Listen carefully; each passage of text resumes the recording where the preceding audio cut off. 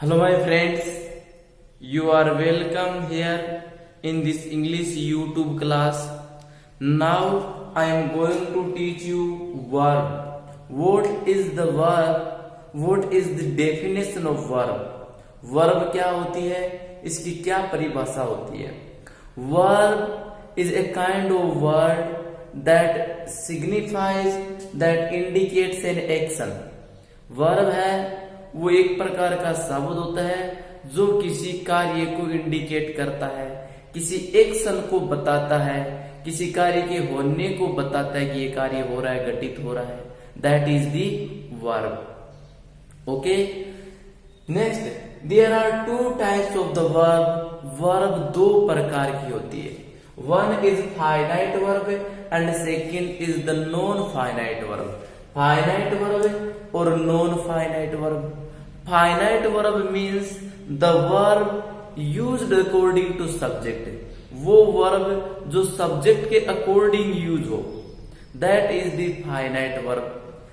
Non finite verb is that which is not used according to subject. वो verb जो subject के अनुसार use न हो, that is the non finite verb. The verb which have the effect of subject. ऐसा verb, ऐसी क्रिया जिसका सब्जेक्ट का प्रभाव, जिस पर सब्जेक्ट का प्रभाव हो.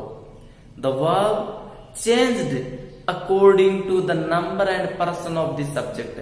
सब्जेक्ट का जो नंबर है और पर्सन है कि सब्जेक्ट, वो वर्ब सब्जेक्ट है वो सिंगुलर है या प्लूरल है या फेमिनिन है, मस्कुलिन है, कौन सा जेंडर है, उस सब्जेक्ट के नंबर और जेंडर के चेंज होने से वर्ब चेंज हो जाए तो वो फाइनाइट वर्ब है.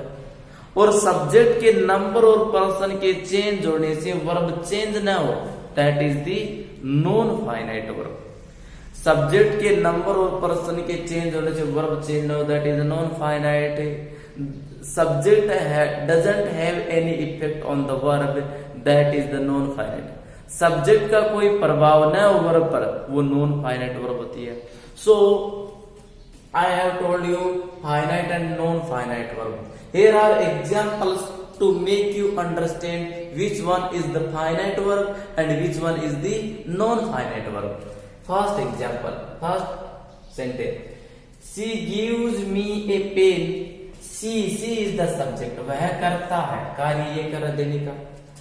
Verb is gives देता है, she gives वह देती है. This verb used according to she. ये वर्ब सी के अनुसार यूज हुई है. सी गिव जो है देती है. अब यहां सी को चेंज करते हैं तो ये वर्ब चेंज हो जाएगी. जैसे सी की जगह हम ये कर देते हैं दे, नंबर चेंज हो गया. सी सिंगुलर, दे प्लूरल है.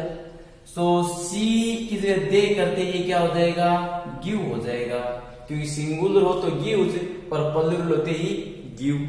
तो this verb changes according to subject. ये सब्जेक्ट के अनुसार चेंज होती है. So this is the finite verb. ये फाइनाइट वर्ब है. Okay, she gives me a pen. वह मुझे पेन देती है.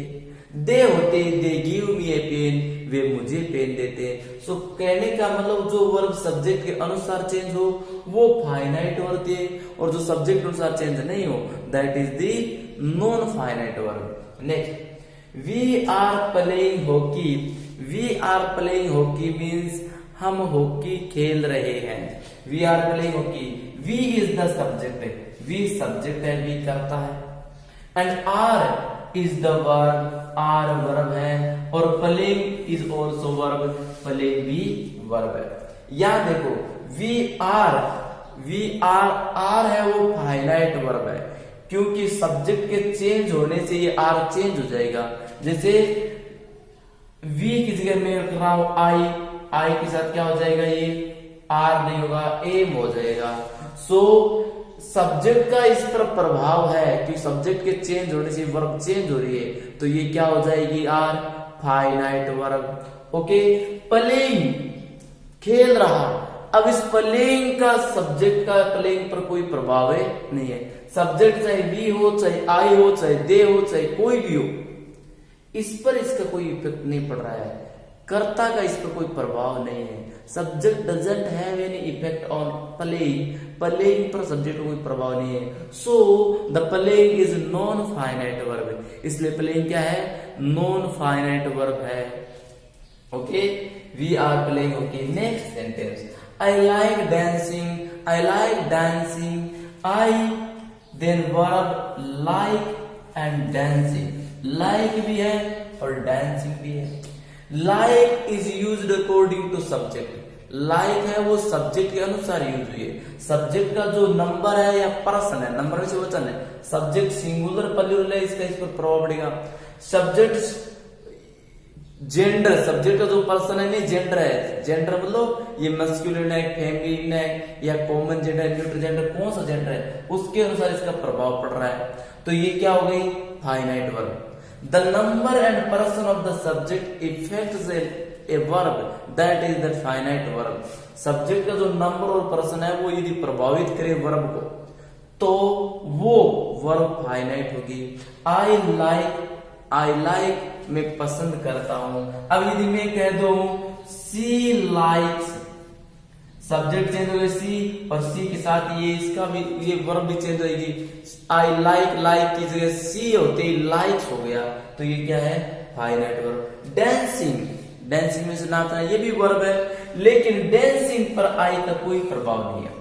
ये आई चाहे फेमिनिन हो या मस्कुलिन हो, ये सब्जेक्ट है, फेमिनिन हो, मस्कुलिन हो, कॉमन जेंडर कोई सा भी हो, ये सब्जेक्ट चाहे सिंगुलर हो चाहे प्लूरल हो, इस पर कोई प्रभाव नहीं है। सो dancing is non-finite verb.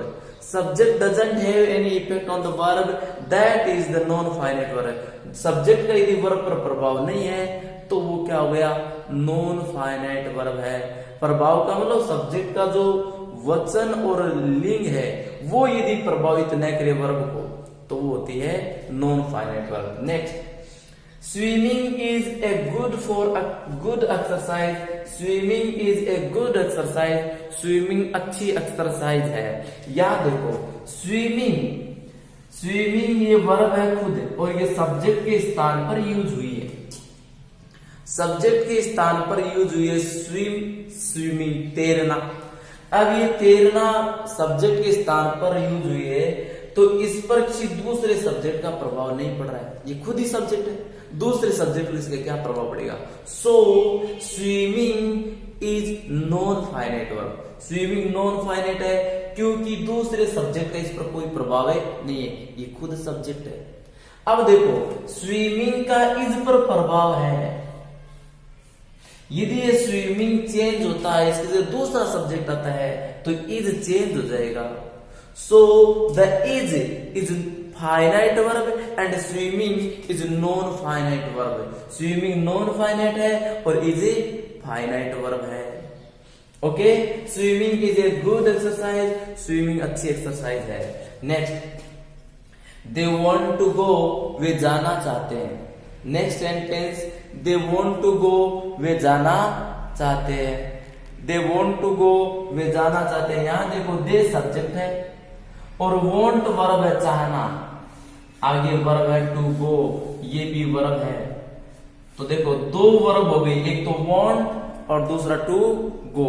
They want वे चाहते हैं, टू गो जाना, वे जाना चाहते हैं। यहां देखो वॉन्ट है वो फाइनाइट है क्योंकि सब्जेक्ट ये चेंज होता है तो ये वर्ब चेंज हो जाएगी। सब्जेक्ट दे प्लूरल है, इसको मैं सिंगुलर बना रहा हूं, ही होते ही वॉन्ट पे क्या हो जाएगा, वॉन्ट्स, ही वॉन्ट्स और they want. So the want is finite verb है, वॉन्ट है वो फाइनाइट है।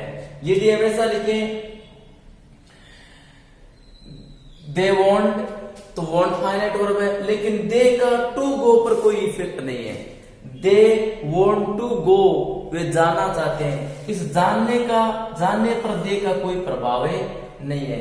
यदि वर्ब पर कर्ता का प्रभाव नहीं हो, चाहे ये सिंगुलर हो, चाहे प्लूरल हो, चाहे ये फेमिनाइन हो, चाहे ये मस्कुलिन हो, चाहे कॉमन हो, जेंडर और उसके वचन का इस पर प्रभाव नहीं है तो ये क्या हो गई, नॉन फाइनाइट वर्ब। ये सब्जेक्ट चेंज हो जाओ भले टू गो का टू गो ही रहेगा, इस सब्जेक्ट का नंबर पर्सन चेंज है टू गो ही रहेगा।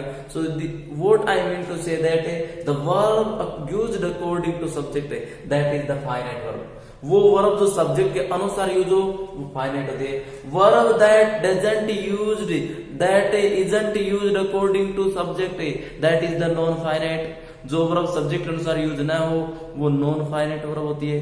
So thank you my friends for watching this full video.